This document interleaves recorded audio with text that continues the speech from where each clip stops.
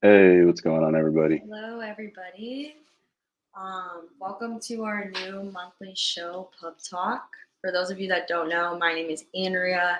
I'm a publishing assistant here at BeatStars, and my co-host is Danny. He's an A&R manager here. So I think what we're going to do first is we're going to take the first 15 to 20 minutes to go over some questions. Feel free to submit any questions in the chat. I'll pull from them. And Danny's going to be answering them. And then we are going to be having Hit Girl join and get to know her a little better and ask her some questions as well. So, Danny, if you're ready, Let's get it. okay. I'm ready. All right. So, what is music publishing? Music publishing is, I guess, at its core, the collection of publishing royalties. So that means we register copyrights with many, many companies around the globe that all pay out little bits and pieces of publishing royalties. And those are royalties that are associated with the intellectual property underlying any song you make. So if you write a song, you own a piece of that composition, piece of that copyright. Your publisher registers that for you and collects those royalties to pay through to you. And some sort of secondary jobs, I guess, of a publisher would be to help you create new copyrights. So, growing your catalog, trying to help you make new songs by connecting you with other writers, setting you up in sessions, stuff like that. I guess depending on the type of deal you do with the publisher. Cool. All right. So, what's the difference between admin and co-pub? The difference between admin and co-pub is when you do an admin deal, you own your copyrights. An admin deal is an administration deal, right? So that means that you'd be partnering with a publisher to administer your copyrights, but you would retain ownership over those copyrights. So usually the payouts you're getting will be larger, but you might not get, a big advance up front. And it's usually going to be a shorter deal with an admin deal.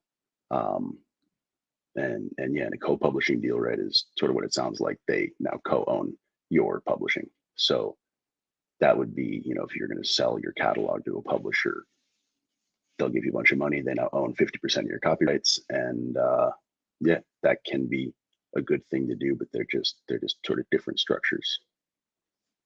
Co-pub agreements generally come with more creative services, or they're supposed to come with more creative services than an admin deal. Meaning, setting up more sessions, more stuff like that, more sort of hands-on work. Mm-hmm. All right, I'm gonna grab Grantastic Beats question. What is Thank you, Bufo. between publishing payments and DistroKid payments? So DistroKid payments are master side royalties. So every song you make has two sides to it, right? There's the master, which is, the primary recording that's being distributed. So DistroKid, you put a file up on DistroKid, they send that to Spotify. That's the master, right? DistroKid pays through those master royalties the same way that, a record label would, or whatever, whoever puts that music out on DSPs. The publishing is the royalties associated with the composition underneath that master. So there could be two different versions of the same song. You still own your publishing on each, right? You know what I mean? Somebody can replay your beat. You might not own a piece of that new master, but you still own a piece of that publishing because they replayed the notes that you wrote, the music that you wrote. Does that make sense? Yes, for me, yes. All right, cool. Oh, Great. thanks, Bufo. Did you see what he said about it? Yeah, so thank you, Bufo. Okay, so next we have Beatmaker asking if we have a song as a producer with an artist that isn't big, maybe 400 subs on YouTube and 1,000 followers on Instagram. Do you guys recommend registering the song, or it won't be much profit for royalty? You should register everything. Um, you know what I mean? Like yeah, the bigger songs are going to generate more income, obviously. But if you have a ton of smaller songs, you're going to see money. So it's good to register everything you make and just, you also never know what will happen with the song. Maybe, next year that artist has 1 million followers on Instagram and you'll be annoyed with yourself for not registering it sooner. So yeah, I would definitely just register everything. And Yeah. Next, Real Theme Music asks, I can sign up for multiple PROs. I'm currently signed up for BMI. I heard that you can be signed up for both, but both BMI and ASCAP sites say you can only sign up for one. Yeah, you can only sign up for one. They do the same job. So a PRO collects your performance royalties, which is, radio play if you're being performed at a concert, some of your streaming royalties. You don't need two companies collecting the same royalties because that'll just create conflicts in the system, and then you don't get paid any of those royalties because they don't know who's supposed to be collecting them. All right, then Bufo asks, can a producer ask a publishing admin for an advance? You can always ask. It depends. Depends. Advances are generally given based on catalog and what is out there to be collected on. So um, if you have a catalog that has already generated a bunch of income that's just sitting out there waiting to be collected, then you're more likely to get an advance than if there is nothing out there to collect and you just want somebody to take a gamble on you, I guess. But generally, sort of super base level, um, sort of super collections focused admin deals don't generally come with advances, but they can be more complicated, for sure. All right, then Beatmaker asks, also, I had told the artist the beat was free, but if I register the song now, the song came out 2 months ago, will they take money from him or because I had said the beat was free at first? So I'm a little bit confused. Bounced off. I think it was bounced off his original question. Yeah. Oh, yeah. I mean, if the beat can be free, when somebody's paying for a beat, um, in an ideal world, and especially on BeatStars, the way our contracts work, right? When somebody leases a beat from you, that payment isn't in exchange for the back end rights. That's in addition to the back end rights. So when somebody pays you for a beat, they should also be, that payment could be in advance against your master royalties. Usually like if let's say you do a deal with an artist that's signed to a label and has a budget, um, they will give you an advance for that beat. That advance is an advance against those master royalties that the label will then pay to you later once you've recouped that advance. You can give a beat to an artist for free and still have your publishing rights. You should still have your publishing rights. You should honestly even have maybe a larger piece of the master rights if you're not taking an advance up front. Um, so yeah, I hope that makes sense. But yes, you should still register that. And then Dat Boy Butter asks, I had distributed through BeatStars but noticed it wasn't showing on pub side. I finally got it to show. Will they date back to when the beats were released? Yes, publishing royalties get collected retroactively, going back a couple of years. If you wait too long, let's say it's generally like rule of thumb is like 3+ years or so, they might start going into what's called the black box, where they're no longer accessible and they just get paid out, um, to people based on their market share. So, as long as it hasn't been 3 years or more, you should be good. And then another one from Grandtastic. If an artist buys my beat and submits the song with their PRO while adding my IPI number as a split, should I also submit on my side with my publisher?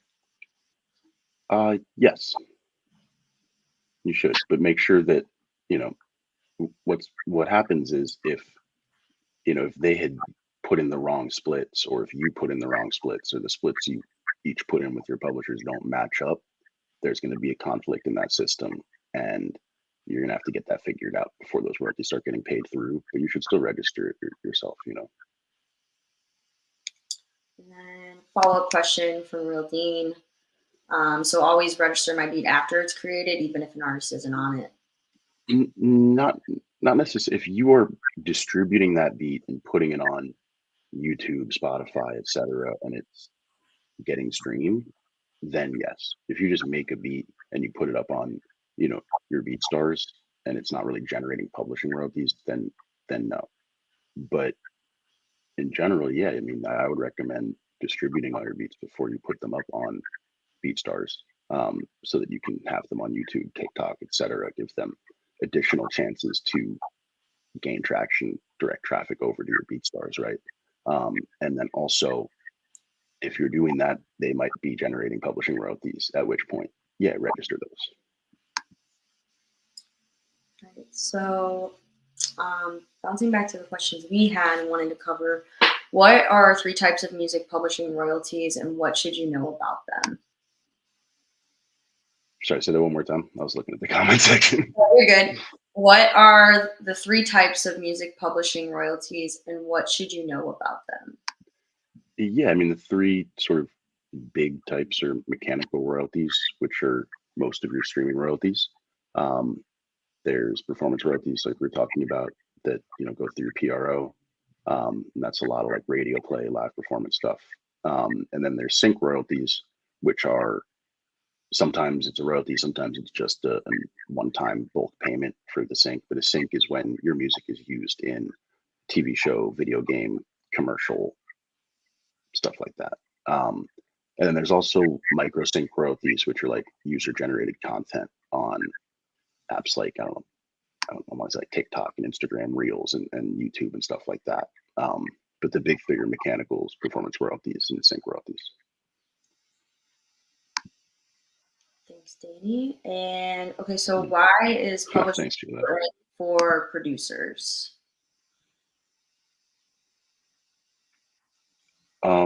Wait, sorry. So then I was looking at Tiger Backwoods' comment.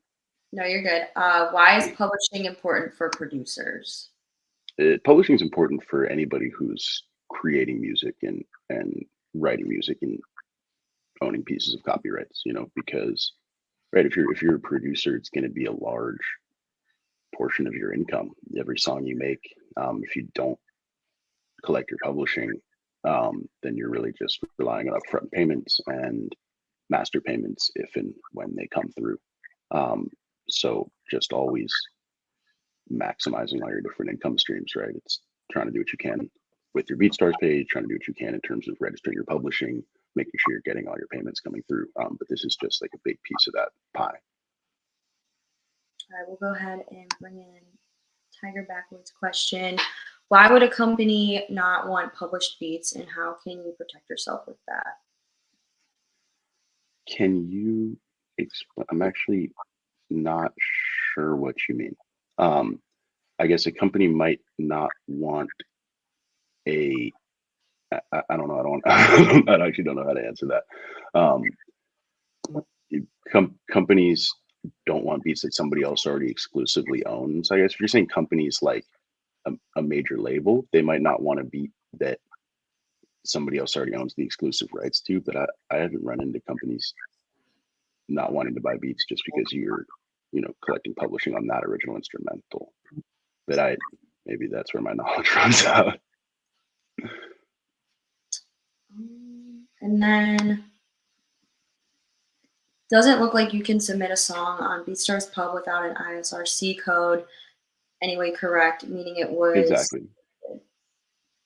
Exactly.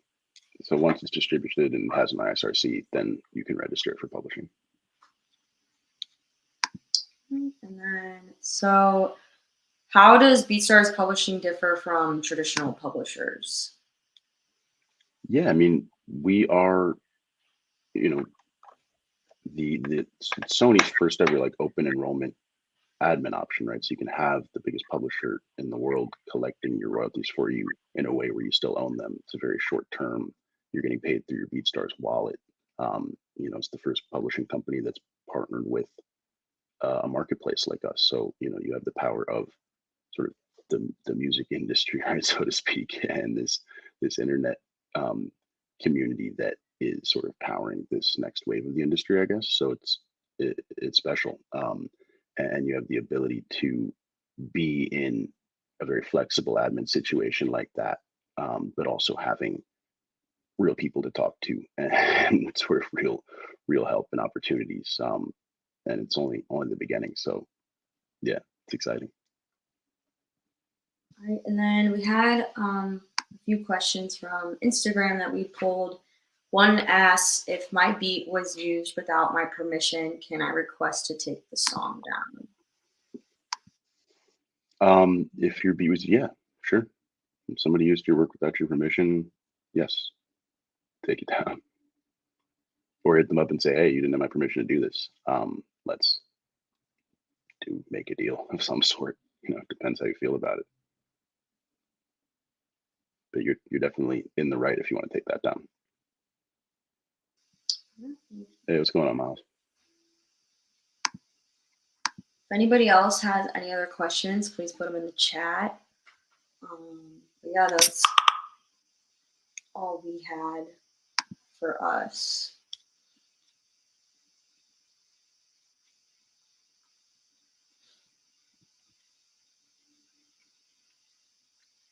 In the meantime, we can wait for Hit Girl. Yeah, she'll be here soon. No exciting questions for me?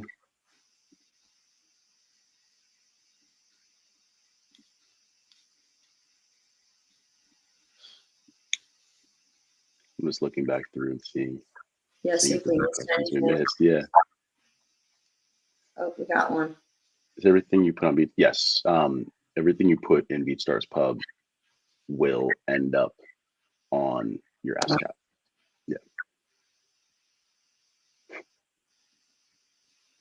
Yeah, exactly, Bufo. It's class time. Because this stuff's important to know. It doesn't just end with that sale of the beat or signing that producer agreement. Like there's theoretically a lot of royalties that you can be collecting after you make a song, right? So it's just important to know what your rights are in the first place, so that when people approach you trying to do business, right? If somebody were to come to you and say, hey, I'll give you $100 for all of the rights to this beat, you shouldn't take a deal like that. But if somebody says, hey, I'll give you $100, but you get to keep 50% of the publishing and 50% of the master, that's a very different conversation.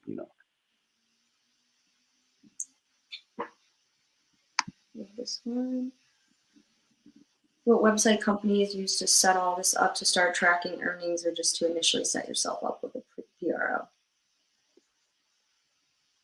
So to initially set yourself up with the PRO, you would go to that PRO's website and sign up with them. And then once you've created your account with that PRO, come to BeatStars Publishing. It's in the BeatStars studio. Sign up there, and we'll be able to administer your copyrights through your PRO and all the other companies. Hey Puka, she asked, can we log into Score with our pub ID from BeatStars, or is it separate? That's a separate ID, I believe. You'll get your Score login once you sign up with BeatStars Publishing. Score will contact you to set up your login.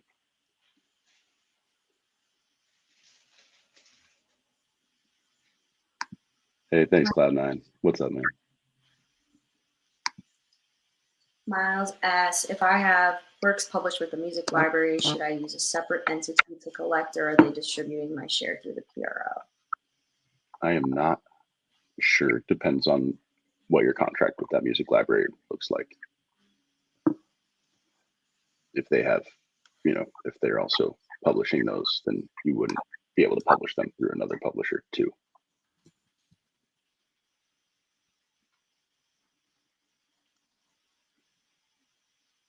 Where's Attorney Kyle, man? Yeah, we're starting to get into Attorney Kyle territory with some of these questions. Yeah, actually, I can join these monthly shows. So yeah, for sure, doing the best that I can, but for sure, I am not a lawyer, everybody. So this is not killing it. Legal advice.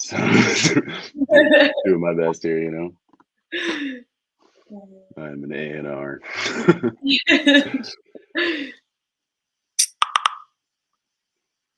All right, let's try to get Hit Girl in here. Oh, Bufo. So yeah, you will get paid.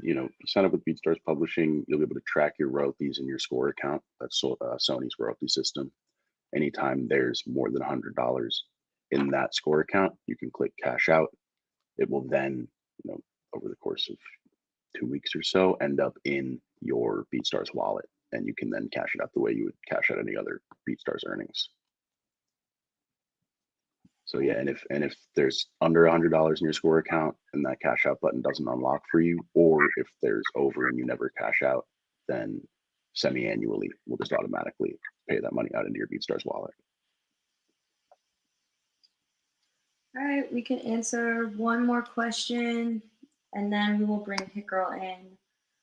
So Bufo asked, "How does one get paid? Does it go straight to?" Or did you already answer that, Daniel? Oh yeah, that's what I just answered. Sorry, I was trying to figure out getting Hit Girl in. We'll answer this one then. I'm noticing I have works in both my ASCAP writer and my ASCAP publisher account. Why is it split Mm. up? Is that because someone used my wrong IPI, or is that a problem? So yeah, you should only have um, a writer account. I guess we would be acting as your publisher. Is so you should email publishing at beatstars.com to sort this one out. Um, but basically, if you have a publisher account and then another publisher putting claims on those songs, it's going to get confused. But it's easy to sort out. Just shoot us an email. Put it in the chat to you guys. If you have any other questions, just feel free to email any questions to that email. All right, let's bring in Hit Girl. Hello. Hey, girl. Hey, what's going on? Hey, Welcome. how's it going? Thank you. How's everyone doing? Good. How are you? I'm Good. good. Good. Okay. Yeah. Well, we're just gonna ask you a few questions, get to know you a little better, and we will wrap it up from there. But so first, tell us a bit about yourself. Where are you located? When did you start producing? So I'm currently in Toronto, Ontario. I moved from the Philippines to Canada, and I started taking producing seriously in about 2018. Yeah. So I think that's 4 or 5 years now. Nice. Yeah. So when did you start on BeatStars? And then if you could dive into like any of your bigger placements and maybe further explain how those came about, that would be sweet. Okay. In 2019, I started on BeatStars, and my biggest placement to date is probably an international one. One of the biggest rappers in China actually hopped on one of my beats, so that was pretty cool. His name is K9999, and he's part of a really big rap group in China. So yeah. What's the Pardon? What's the group called? I don't know. It's in Chinese, and I don't want to Oh, pronounce got you. it wrong. All good. Yeah. All good. Oh, look, you said K999. Yeah, K9999, and the song they produced for him is called "What You Gonna Do." Yeah. Awesome. It's funny because when I first moved to Toronto, I didn't really know anybody, but I posted a lot of my beat snippets on Twitter, and randomly this guy was like, "Hey, do you want to come to a studio session?" I went there and we hit it off, and then later down the road, I found out he was part of that group in China, and they're like huge in China. Yeah, I think that song was like, I don't know, it had like 3, 4, 5 million like streams. So, but I had no idea at the time. But that was pretty cool. Yeah. That's crazy. Shout out to social media. Facts.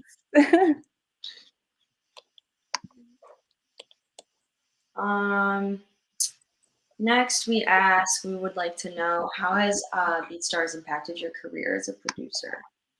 I think the biggest impact would be like just having a platform to like just have all my beats there, like my whole library, and the amount of exposure that BeatStars has given me, especially with like the publishing side. Like shout out to Mike because he reached out to me personally and he took me through the whole process of publishing. And I think as a newer producer, that process can be really confusing. So he made it really easy. And shout out to Cami and Andrea as well for the starting the female producer group. So it's really lit. The legends. Yeah. Happy you're here. So when did you sign with BeatStars Publishing then? In March or February or March of this year. Oops. Yeah. So quite recently. what do you think when Mike was helping you through the sign up process? Like, what Mhm. was the most, like, I don't know, was there something that was particularly daunting about like trying to get into that process that he helped clear up, or like, what were there any roadblocks that you think people maybe Um, shouldn't be as scared of as they are? just like without the public, like without BeatStars publishing, I would be really confused about like the PRO and just, you know, trying to get on this Sony Music Pub portal. And the fact that it's all like you could just do it all through the BeatStars portal was really helpful for me. Yeah. Awesome.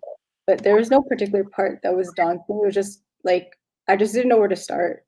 Right. Because even though I've been producing for 5 years, like that aspect of the industry is still quite new to me. So it was really helpful. For sure. Yeah. So Tigerback Wood wants to know what your experience is like as a female producer. If you can expand on that. Oh, where do I start? um, let's start with the positives of being a female producer. Um, I like being a representative of the female population, and I really push for that. Um, and I think, but the thing that I don't like is that I don't like being called a female producer. I think that's kind of backwards. Like when your beats are being played in the room, there's no gender to your beats. You know what I mean? Like I don't like being called a female. I'm just a producer. So, but as far as my experience being a female producer, there's pros and cons. Obviously, there's you know, people are more likely to fuck with your. Oh, sorry. Sorry. More likely to You're good. fuck with your beats because you're female and there's not a lot of females in the industry, you know. But at the same time, because you're a female, there's a lot of things that come with that. Like, for example, people might, you know, come to you because not necessarily because of your music, but they, you know, are trying to flirt or, you know, those kinds of things. But I think the most negative experience I've had as a female producer is not as a producer, but as an engineer. So even in some studio sessions, even when I'm supposed to be in a position of respect, I still get disrespected because I'm a female. Either they don't think I know what I'm doing, or they try to, you know, get on with me or something. But yeah. But for the most part, it's been positive. So yeah. All right, next we have, what would your recommendation to approach artists be? How often do you contact them to finally get a sale or a project started? Okay, that's a good question. Good So whenever producers ask me this question, I always emphasize building your own brand because the importance of your brand will help you not only make sales but make connections to people in the industry. Because if your brand is valuable to them, then they're more likely to, you know, get in contact with you. And in terms of sales, when people first look at your Insta, if you're hitting an artist up for sales and they look at your Instagram, they will get like right away they'll know if they want to buy a beat from you or not. It doesn't matter about the music. That's what I find. But if your brand is popping and you have a presence online, they're more likely to work with you because you add value to what they're doing as well. Yeah. That's good And advice.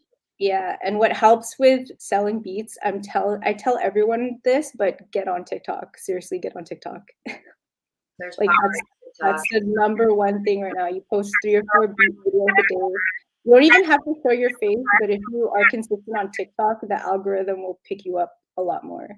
So if you post like 3 or 4 videos a day, it will convert into sales, in my experience.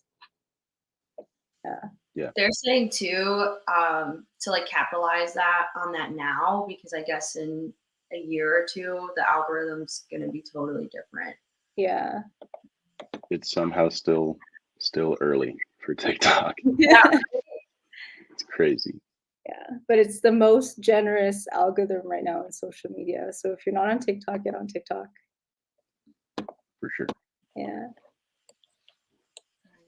Bouncing back to our world, why do you think publishing is important for producers? Ooh, why do I think publishing is important for producers? Okay, aside from the obvious being, they make sure you get your royalties paid out. I think it's like a form of protection for producers because if anything goes wrong and there's some sort of problem on the like on the publishing side, like if you have a good publishing company behind you, um, they'll take care of that. So yeah. Sure. At least we will. And I guess bouncing off of that, what impacted your decision to ultimately sign with us? I think it was the support I got from the team, to be honest, because no other company has like personally reached out to me and made the process so easy to go through. You know what I mean? And like as a newer producer, that's really important because you don't really know what you're doing at first. So the fact that like BeatStars is like really on hands with the people that are on their team, that's what ultimately made me sign to them. Yeah.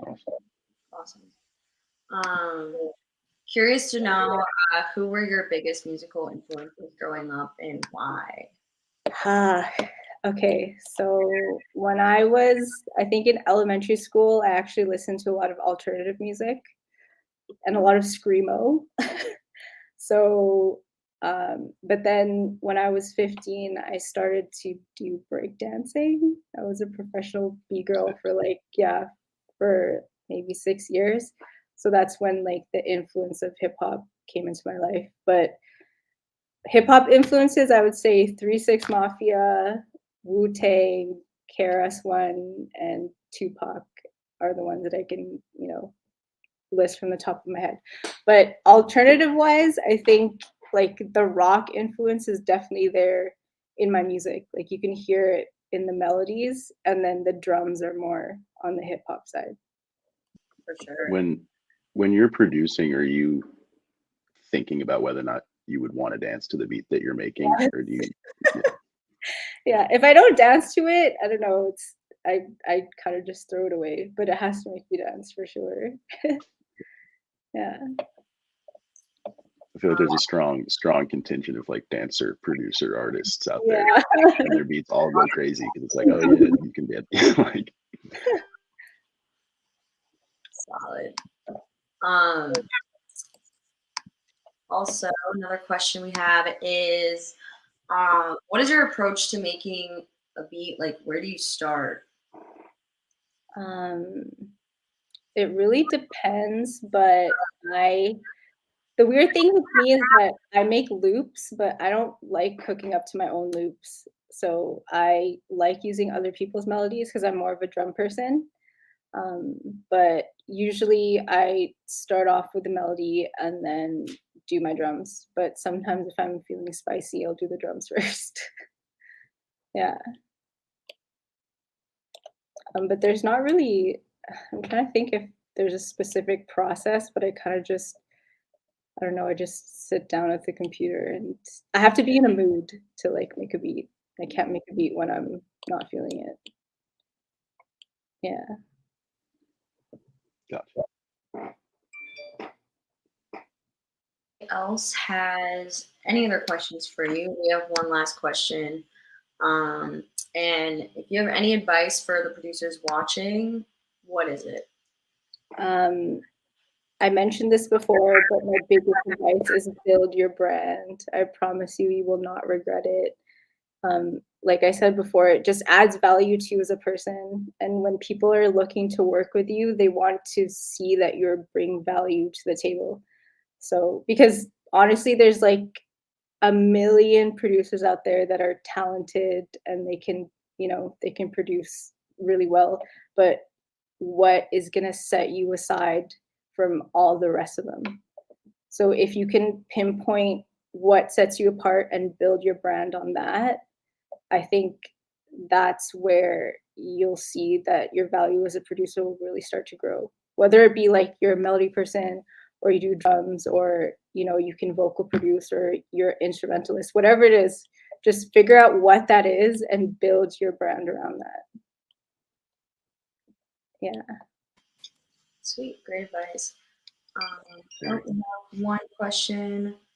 When you started, were you uncomfortable with filming yourself? If yes, how did you overcome it? Yes, I hate being on camera and I don't like taking pictures. But I think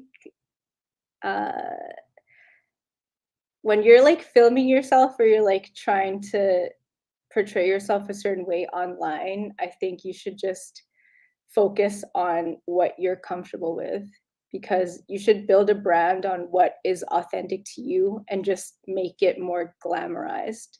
Do you know what I mean? Because it's like whatever you're comfortable with and whatever you think your brand is, it should be authentic to you. But it never gets easier being on camera or taking pictures of yourself. But just do it. Just do it. Yeah. Yeah, put yourself out there. Yeah. And if you don't want to show your face on camera, just make a really good brand where you don't have to show your face. However, that is, like, I know some DJs put a mask on them, or, yeah. All good advice. Yeah. Thank you. Bufo asks, does she bust out the drums together and throw any VSTs on them, or do you just gain stage and let them ride all on their own? It depends on what kind of record I'm doing. If it's for pop, then obviously it has to be really clean and the sound selection has to be right. Because to be honest, you don't really need to do a lot of mixing if you pick the right sounds. So just make sure you have high quality sounds, and then the mixing is very minimal. But in terms of trap, I just boost everything and put a soft clipper on the master. Yeah.